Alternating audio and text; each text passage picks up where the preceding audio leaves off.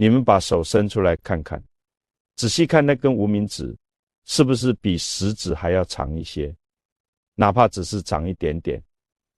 如果真是这样，我要告诉你们一些很重要的事情，这绝对不是简单的生理特征，这是一个印记。我研究易经这么多年，有句话始终记在心上，叫做身有相皆因果。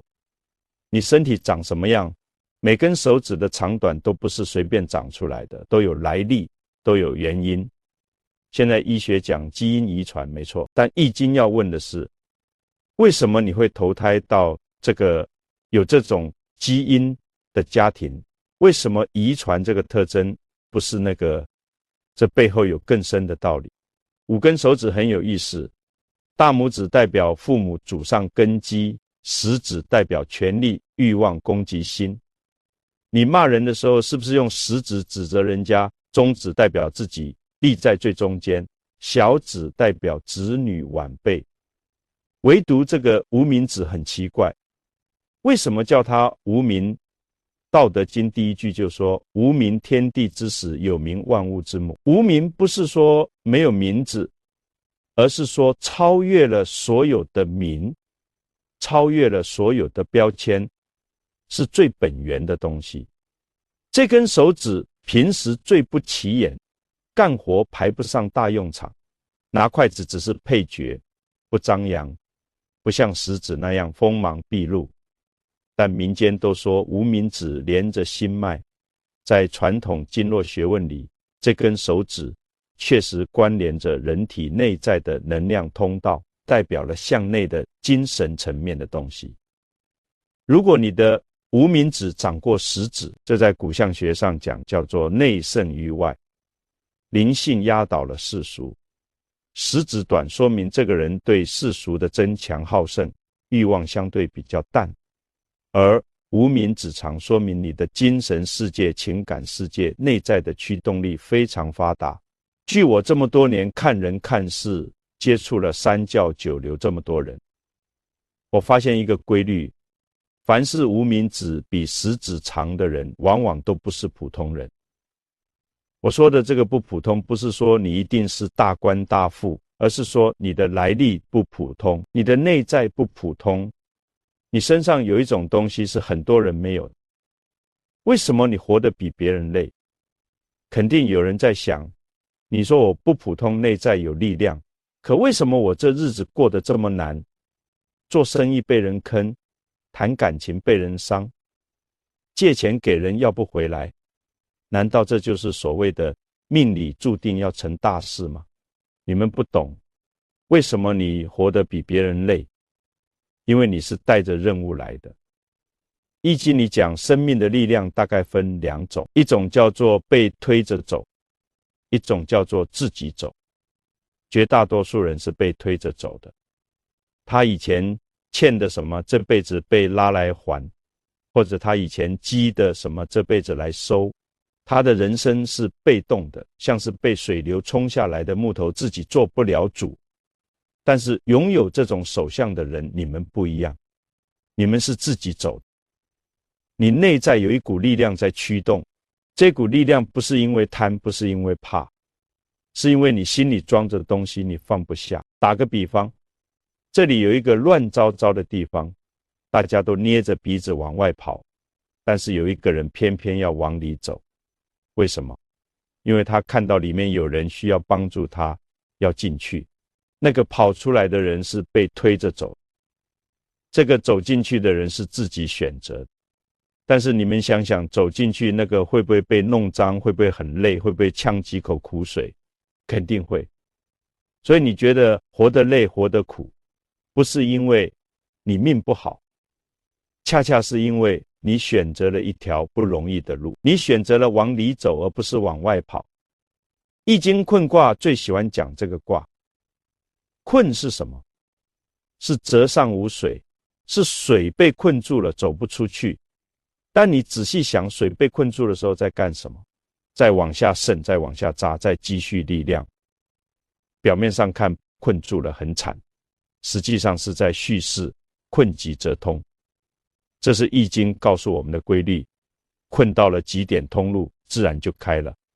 所以你前半生经历的每一次被人欺骗，每一次被人误解，每一次跌落谷底，都不是白费的，那是你在往下扎根，那是老天爷在用苦难这把锤子替你打磨你的心性，替你磨掉那些浮躁，磨掉那些棱角，把你磨成一个真正有用的人。没有这些磨，你出不来的。一把好刀必须经过反复的锻打才能出锋芒。刀在火里烧，红在铁锤下捶打的时候，它痛不痛？那当然痛，但是不烧不打，它就只是一块铁，出不了刃。心太软是你最大的弱点。虽然道理懂了，但是作为一个活生生的人，你们这类人在性格上有一个致命的弱点，这个弱点让你们吃尽了苦头，是什么呢？就是心太软。因为你对这个世界的感受太细腻了，你看到别人受苦，你感同身受，所以你对这个世界的残酷往往最没有抵抗力。你们这些人，我见了太多，看个电影里面的主角还没哭，你先稀里哗啦一通，路边看到一个乞讨的，明明知道可能是骗局腿，就是卖不动，非得掏出来给他，心里才舒服。别人来借钱，你明明自己也紧巴巴的，结果人家说两句可怜话，你心一软，拿去吧。结果呢，钱借出去了，朋友也没了。在世俗人眼里，这叫傻，叫好欺负，叫烂好人。但是我告诉你，在易经的道理里，这叫慈悲心的种子。可是为什么这颗种子让你活得这么累呢？你要晓得，慈悲和软弱往往只有一线之隔。很多有这种手相的人，前半生几乎都是在被辜负中度过的。你对别人掏心掏肺，别人对你阳奉阴违，你总是在替别人着想，担心这句话会不会伤到他，担心那件事会不会让他难堪。结果人家根本不在乎你的感受，反过来还要踩你一脚。真正的帮助不是把自己掏空去填满对方，那样做你累对方还不感激，因为人的本性得来太容易的东西是不会珍惜的。你付出的越多，他越习惯，习惯了就当成理所当然，理所当然就开始看不起你。这不是那个人特别坏，这是人性。易经里讲过，乾则刚健，坤则柔顺，你柔到没有边界，就是在废自己。所以这就引出了一个问题，拥有这种手相的人，今生最大的功课是什么？不是学会怎么去爱人，因为爱人是你的本能，你不用学就会。你们要学的是学会拒绝，是长出牙齿来的善良。易经乾卦讲自强不息，坤卦讲厚德载物，这两卦是配合着用。光有坤的厚德，没有乾的自强，就变成任人踩踏的软土，什么都往你这里倒，你还要说倒吧倒，我能承受，那是错的。厚德是你的底子，自强是你的脊梁，两个都要有，缺一不可。内心要像大地一样厚实，手段要像天道一样刚健。对于那些消耗你、利用你的人，要敢于说不。这声不也是善良，是阻止对方继续走错路，是对双方都好的事情。所以回头看看你自己，你是不是总是那个好说话的人？从今天起，试着把你的心门关上一半，留一半给值得的人，留一半给自己。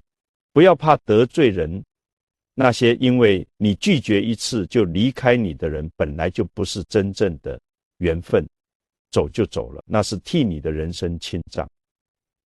你的感应能力要正确对待，有时候你们不用眼睛看光，凭感觉就能知道接下来要发生什么，或者做梦特别准，或者到了一个新地方莫名的觉得来过，这又是怎么回事呢？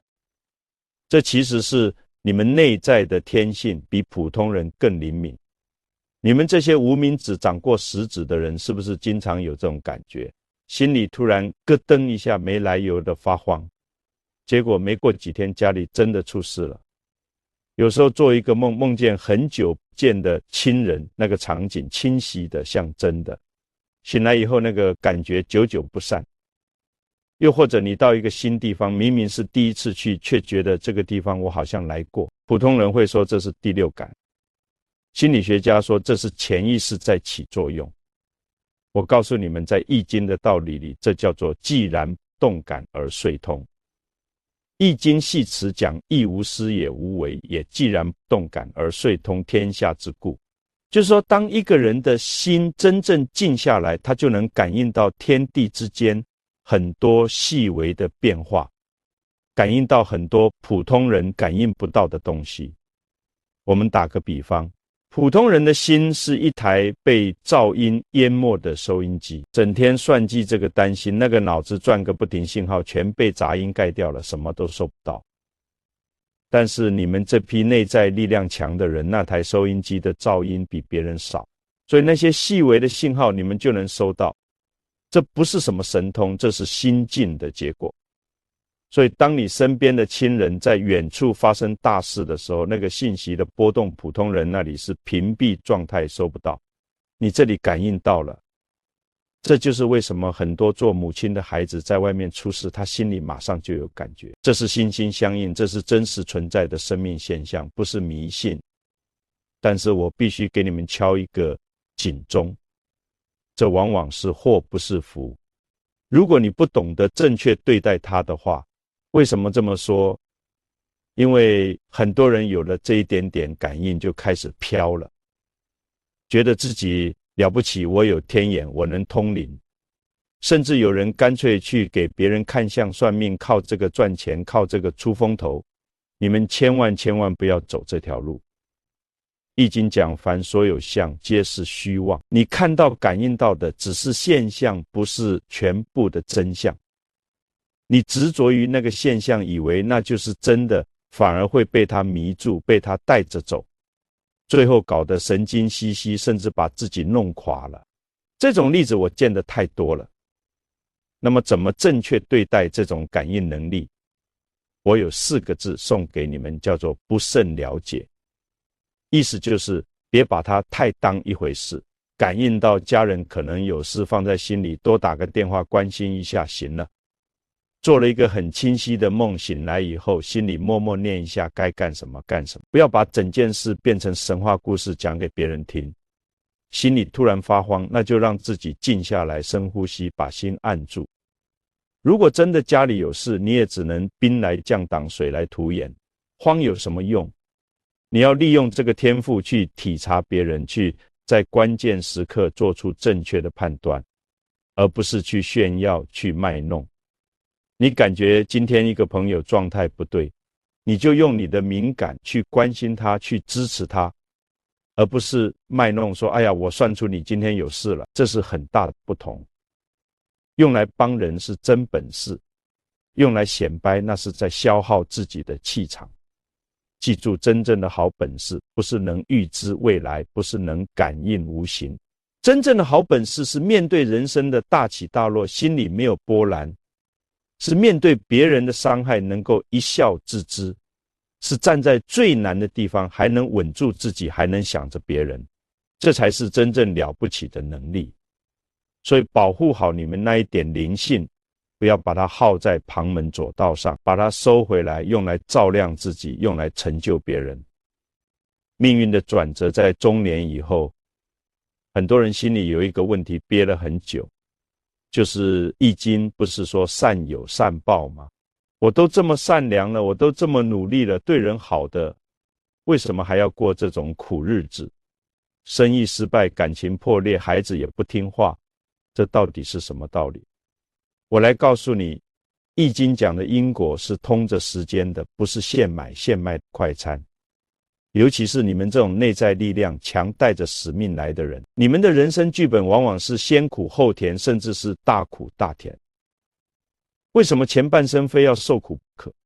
第一，那是清洗的必经之路。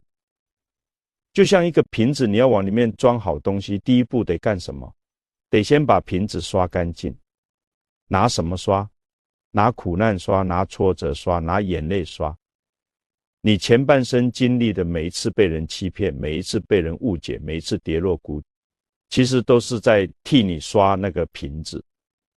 刷的时候痛不痛？当然痛，但是不刷干净，那个好东西倒进去就浑浊了，就坏了。所以你前半生的苦不是白受的，那是在把你心里那些杂质一点点清掉。你要感谢那些苦难，他们让你变得更干净。第二，那是练兵的需要。孟子讲，天将降大任于斯人，也必先苦其心志，劳其筋骨。这话跟易经的道理是一样的，你是带着事情来的，你是要帮助别人的。一个自己没有受过苦的人，怎么去帮那些受苦的人？你说出来的话没有重量，没有力度，人家听了没有感觉。但是如果你自己也跌入过谷底，自己也被人背叛过，自己也绝望过，你从那里站起来了，你再去告诉别人，人没事的，我走过来呢，你也可以，那个分量是完全不同的。老天爷把你扔在红尘的磨盘里，把你磨得粉碎，就是为了让你看透人心，看透事态。等你把这所有的苦都亲身走过一遍，你自己都没有被打倒，你将来去帮助别人的时候，你说出的每一句话才是有分量。那时候你不是在讲大道理，你是在讲你自己的血泪经历，这叫以身说法，这才是真正的力量。那么什么时候是个头呢？通常来说，拥有这种手相的人，命运的转折往往在中年以后，大概40岁到55岁之间。为什么？因为孔子讲40而不惑50而知天命。在易经的道理里，前半生你的心性被磨得差不多了，那种年轻时候的浮躁、争强好胜、患得患失都慢慢被磨平了。你开始懂得顺其自然，开始懂得因上努力，果上随缘，这个时候神奇的事情就发生了。你们会发现，好像突然之间路走通了，曾经看不起你的人开始敬重你，曾经离散的钱财开始通过各种意想不到的方式回来。最重要的是，你的家庭开始和睦，你的人缘开始好转。你的身体虽然老了，但精气神反而比年轻时更足。这叫什么？这叫晚福。年轻时候的福，那是泡沫风一吹就散，晚年的福才是扎扎实实的果实，是你前半生一点一滴积下来的善，现在开花结果了。我告诉你们，这种苦尽甘来的福报是谁都抢不走的。但是有一个前提，这个前提非常重要，就是你在受苦的时候心不能变黑。如果你在前半生受苦的时候充满了怨恨，充满了报复心，天天觉得老天不公，甚至开始学坏，既然好人没好报，那我也做坏人，那你这个坎就过不去了，你就真的把自己的路堵死了。易经讲积善之家必有余庆，这个善不是说你做了多少好事，捐了多少钱，而是说你的心始终保持在善的状态，哪怕被人伤害100次，你还是相信这个世界有好人，哪怕跌倒100次，你还是愿意爬起来继续走，这才叫积善。所以你们现在正在受苦的人听好了，咬牙挺住，别让心变黑。你现在吃的每一口苦，将来都会变成你的福报。你现在流的每一滴泪，将来都会变成你的智慧。这不是安慰你，这是真实的规律。易经几千年验证下来的规律不会骗人，你注定要帮助很多人。说到这里，可能有人会问，你说了半天，我到底是来干什么的？我这辈子的使命到底是什么？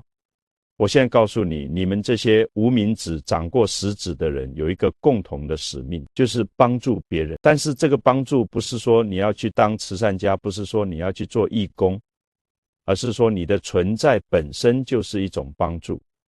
你可能只是一个普通的职员，但是你那种踏实认真的态度影响了周围的人。你可能只是一个家庭主妇，但是你那种温暖包容的能量让整个家庭都稳定下来。你可能只是一个小生意人，但是你那种诚信厚道，让很多人在这个冷漠的社会里感受到了温暖。这就是帮助。帮助不一定要轰轰烈烈，不一定要让所有人都知道，润物细无声的那种影响才是最深远。我见过太多这样的例子。有一个女士，她就是这种手相，年轻的时候被丈夫背叛离婚了，一个人带着孩子吃了很多苦，但是他没有变得刻薄，没有变得怨恨。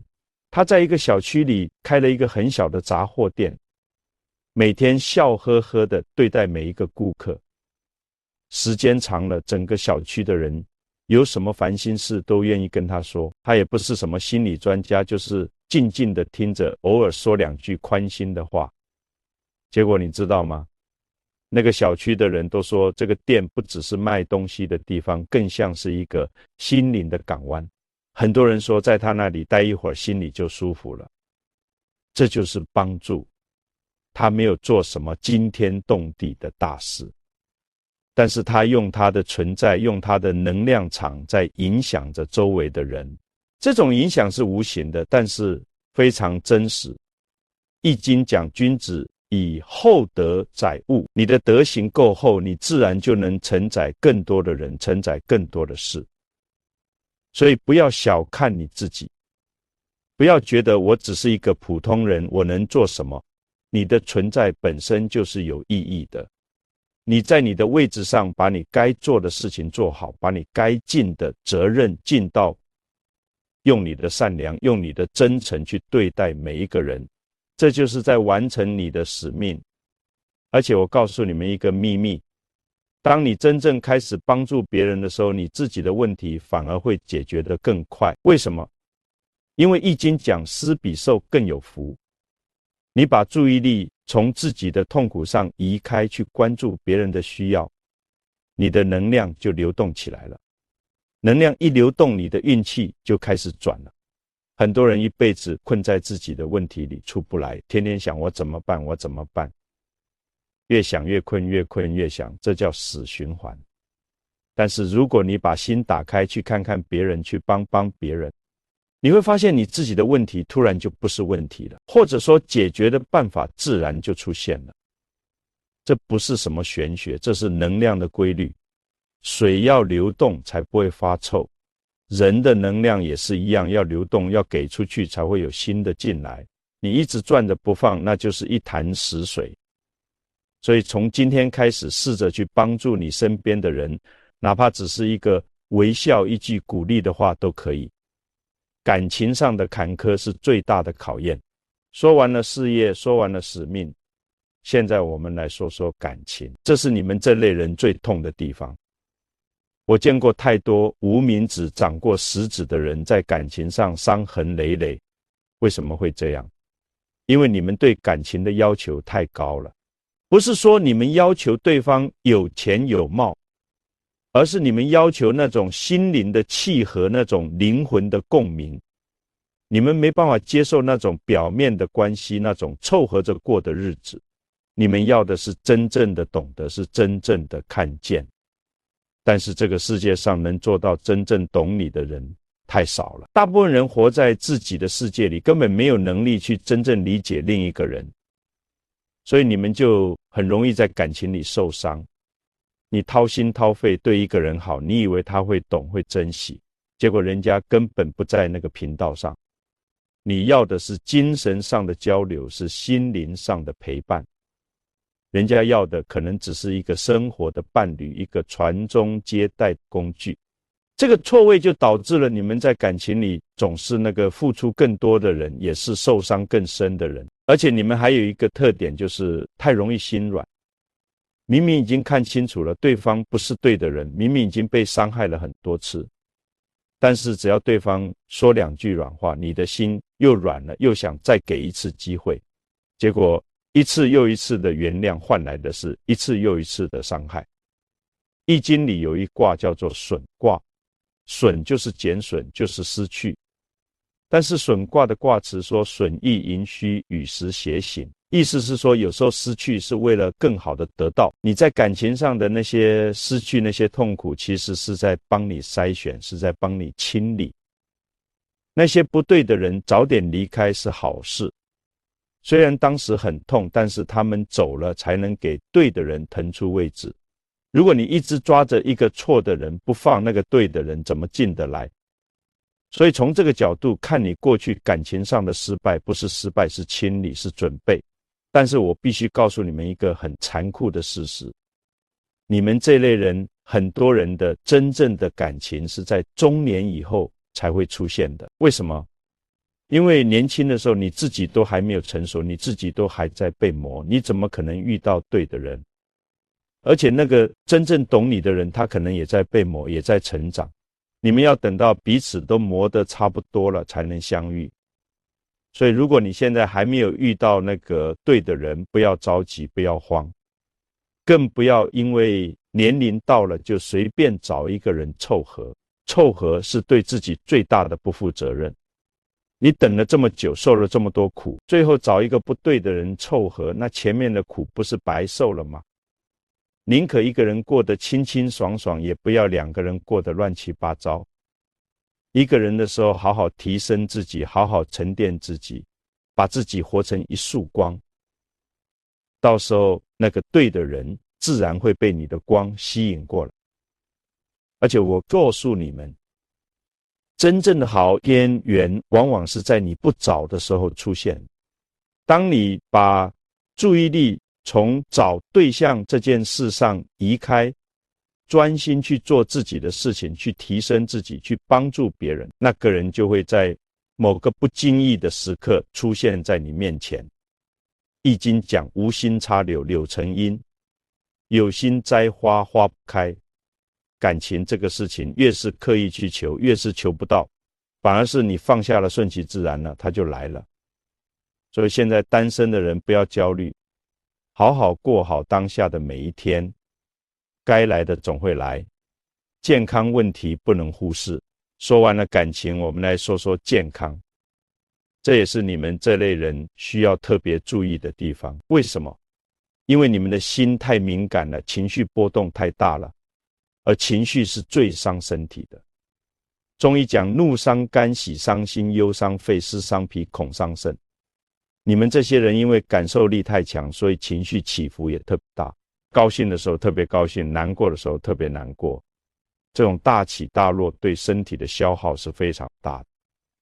而且你们还有一个特点，就是容易把事情憋在心里，表面上看起来没事，其实心里已经翻江倒海了。这种压抑的情绪如果不释放出来，就会变成身体上的病。很多人莫名其妙的胃痛、头痛、失眠，其实都是情绪出了问题。所以我给你们几个建议。第一，要学会释放情绪，不要什么都憋着，找一个信得过的人说出来，或者写下来，甚至找一个没人的地方大哭一场，大喊几声都可以。情绪就像水一样，要流动，要排出去，憋着就会变质，会发臭，会伤害你的身体。第二，要学会静心。你们这些人脑子转得太快，想得太多，一天到晚停不下来，这样下去身体吃不消的。每天给自己留一点时间，什么都不想，什么都不做，就静静地坐着或者躺着，让你的心真正的安静下来。易经讲艮卦，艮就是止，就是停下来。现代人最大的问题就是停不下来，手机不离手，事情做不完，心里放不下。这样下去迟早要出问题。你要学会按下暂停键，让自己的身心真正的休息。第三，要注意养肝。为什么特别强调肝？因为肝主疏泄，主情志。你们这些情绪波动大的人，肝最容易出问题。肝不好，人就容易烦躁、易怒、失眠、多梦。所以平时要少生气，少熬夜，多吃一些绿色的蔬菜。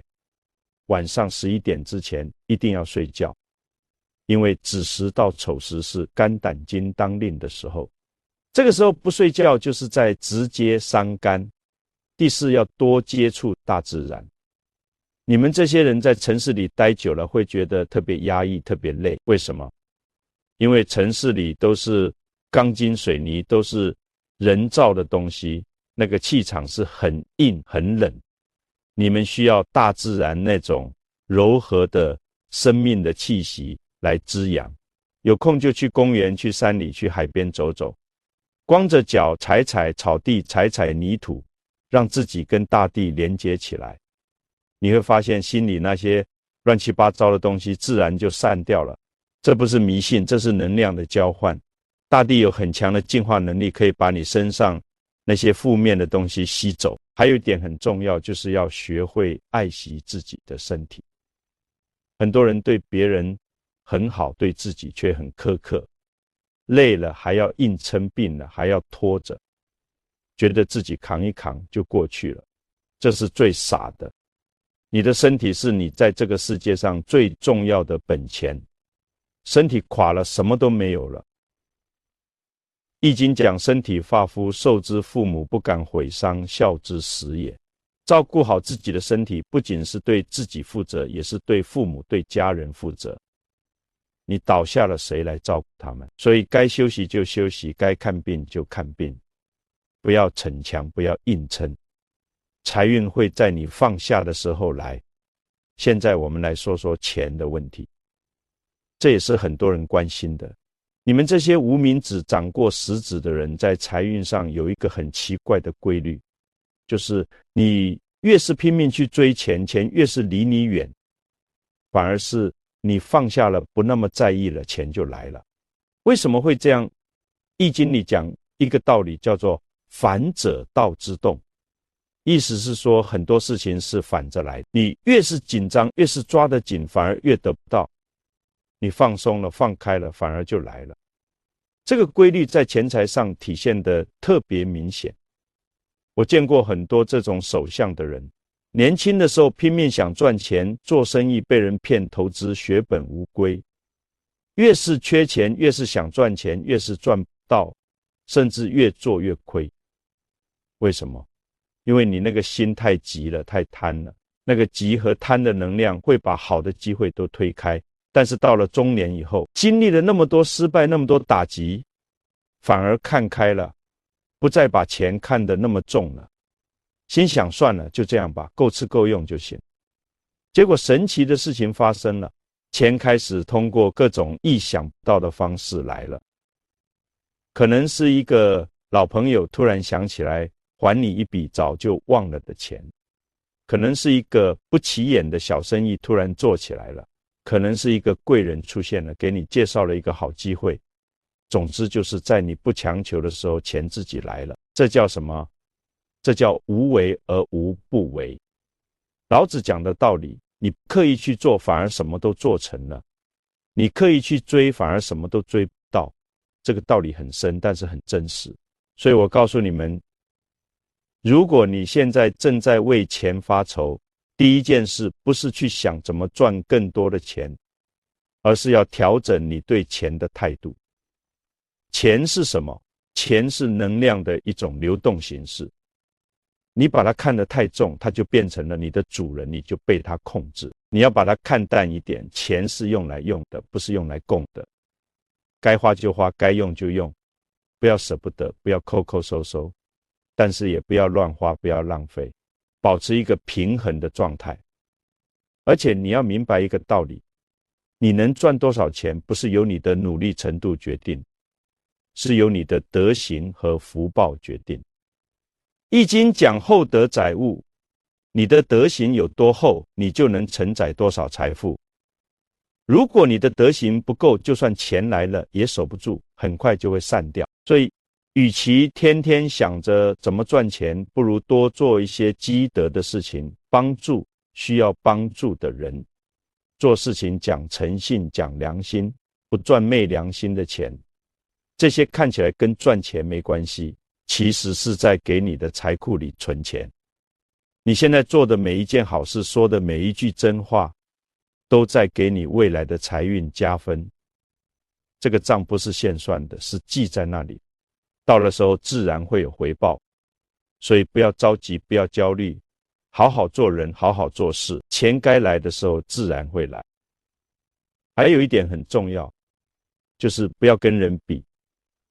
看到别人发财了，住豪宅了，开豪车了，你心里就不平衡，就着急，这是最要不得的。每个人的命不一样，福报不一样，人家有人家的因果，你有你的因果，你去比什么？而且很多时候你看到的只是表面，那个开豪车的人背后可能背了一屁股债，那个住豪宅的人可能家庭一团糟。你只看到了光鲜的一面，没看到背后的代价。所以不要羡慕，不要嫉妒，过好自己的日子就行。易经讲安贫乐道，不是说要你一辈子受穷，而是说不管你现在处在什么状态，都要保持内心的平静和喜悦。穷有穷的活法，富有富的活法。最重要的是你的心是自由的，是快乐的，这才是真正的富有。子女缘分要顺其自然。说到子女这个话题，很多人也有困惑。有的人是一直怀不上孩子，有的人是跟孩子关系不好，有的人是孩子不听话，让人操碎了心。这些问题在你们这类人身上也很常见。为什么？因为你们对孩子的期望太高了。不是说你们要求孩子考第一名当大官，而是你们希望孩子能懂你，能理解你，希望孩子能按照你认为对的方式去生活。但是孩子是独立的生命，他有他自己的路要走。易经里讲父子之道，天性也。父母和子女的关系是天定的缘分。这个缘分有深有浅，有长有短，不是你想怎样就能怎样的。有的人跟孩子缘分深，孩子孝顺听话，让人省心。有的人跟孩子缘分浅，孩子从小就跟你对着干长大了，还要跟你断绝关系。这不是谁对谁错的问题，这是因果的问题。可能是你上辈子欠了他的，这辈子来还债，也可能是他上辈子欠了你的，这辈子来讨债。所以不要太执着，不要太强求。如果你现在还没有孩子，不要太着急，不要给自己太大压力。该来的时候自然会来。如果实在怀不上，那可能是缘分还没到，或者说你这辈子的功课不在孩子身上，你可以把那份爱给到更多需要帮助的人，这也是一种圆满。如果你已经有了孩子，但是跟孩子关系不好，那你要反思一下，是不是管得太多了，控制得太严了。很多父母打着爱的名义在控制孩子，这不是爱，这是占有。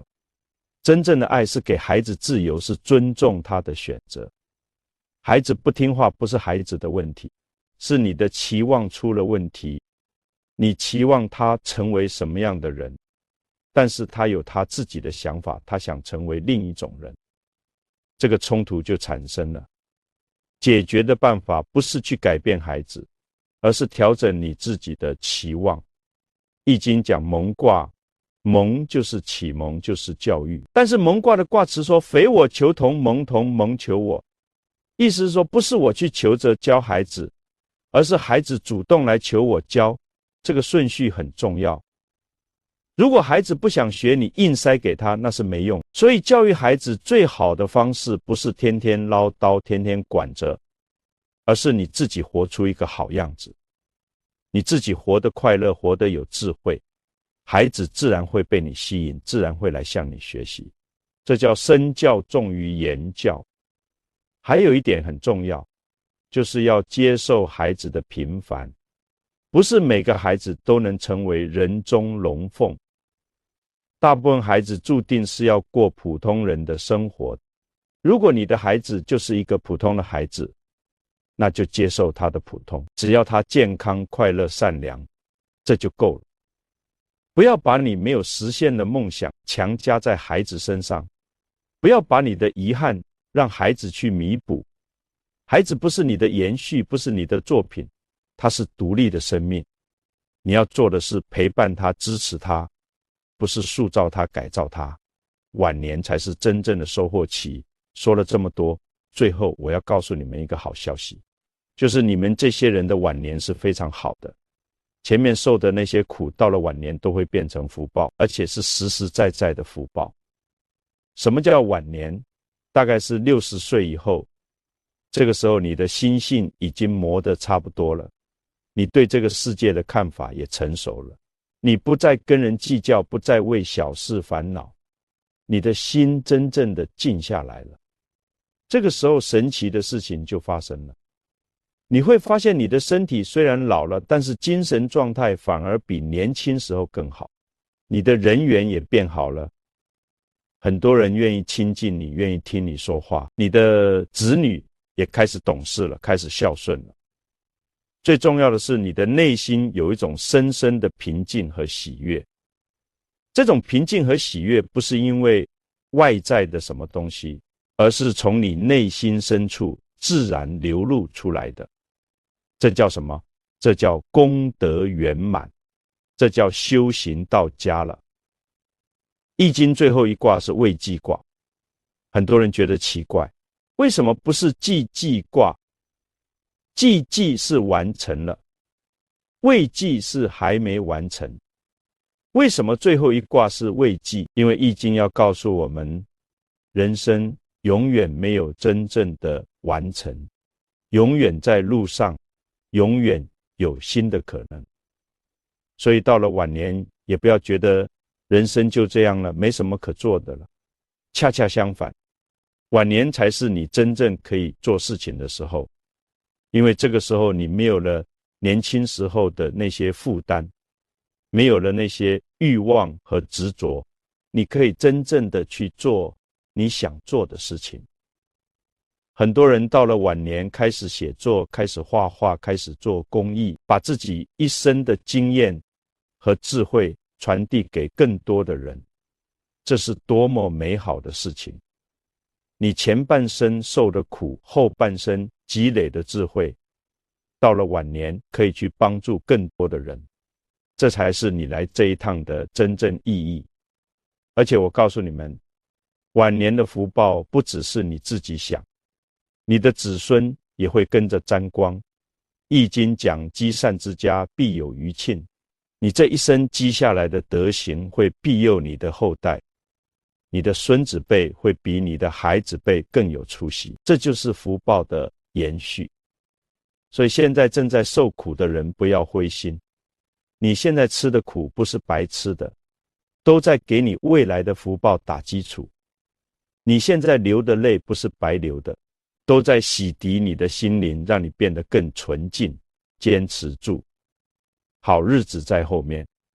最后的叮嘱，说到最后，我要给你们一些具体的建议，这些建议都是我这么多年看人看事总结出来的，对你们这类人特别有用。第一，要学会独处，你们这些人需要大量的独处时间来恢复能量。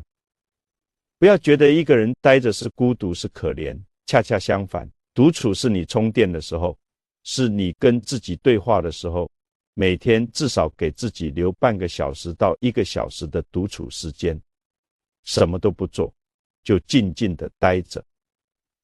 第二，要远离负能量的人，你们这些人对能量太敏感了，跟负能量的人待在一起，你会被他们拖垮。那些整天抱怨、整天传播负面消息的人，能离多远离多远。不是说你冷漠，而是你要保护好自己。你只有保护好自己，才有能力去帮助真正需要帮助的人。第三，要建立自己的精神支柱，可以是信仰，可以是哲学，可以是艺术。总之，要有一个东西能够在你最难的时候支撑你，让你知道生命的意义不只是眼前的苦难，还有更高更远的东西在等着你。第四，要学会表达，不要什么都憋在心里，该说的要说，该拒绝的要拒绝。很多时候你以为你的沉默是在保护关系，其实是在伤害关系，因为对方根本不知道你在想什么，他以为你没事，结果你心里已经千疮百孔了。第五，要定期清理自己的生活，包括物品，包括关系，包括想法，那些不用的东西该扔就扔，那些对的关系该断就断，那些负面的想法该放就放，不要舍不得。你清理出空间了，新的好的东西才能进来。第六，要保持学习，不管多大年纪都要保持学习的状态。学习不是说一定要去上课去考证，而是保持对这个世界的好奇心，保持开放的心态，愿意接受新的东西、新的观念。第七，要懂得感恩，每天睡觉之前想一想，今天有什么值得感恩的事情，哪怕只是今天天气很好，哪怕只是今天吃了一顿好饭，这个习惯会慢慢改变你的能量场，让你变成一个吸引好事的人。第八，要相信一切都是最好的安排。这句话不是鸡汤，而是易经的智慧。你现在经历的每一件事，不管是好是坏，都是为了把你打磨成更好的你，都是为了让你完成你的使命。所以不要抱怨，不要后悔，接受它，从中学习，然后继续前行。最后我想说，你们这些无名指掌过食指的人，真的是很特别的一群人。你们带着使命来到这个世界，你们注定要经历比别人更多的磨难，但是你们也注定要收获比别人更深的智慧和更大的福报。不要羡慕那些一帆风顺的人，他们的人生可能很平顺，但是也很平淡。而你们的人生虽然坎坷，但是充满了意义。你们在用自己的生命在书写一个传奇，在完成一个使命。易经讲天行健君子，以自强不息；地势坤君子，以厚德载物。你们就是这样的人，既有天的刚健，又有地的厚德，既能在困境中不屈不挠，又能在顺境中包容万物。所以抬起头来，挺起胸膛，你们是被选中的人，你们是来帮助这个世界变得更好的人。你们前半生受的苦都不会白费，都会变成你们后半生的光，照亮你们自己，也照亮更多的人。记住，你不是一个人在战斗，天地在看着你，祖先在护佑你，那些你帮助过的人在为你祈福，你的每一步都算数，你的每一滴泪都有意义，坚持下去，最好的还在后面。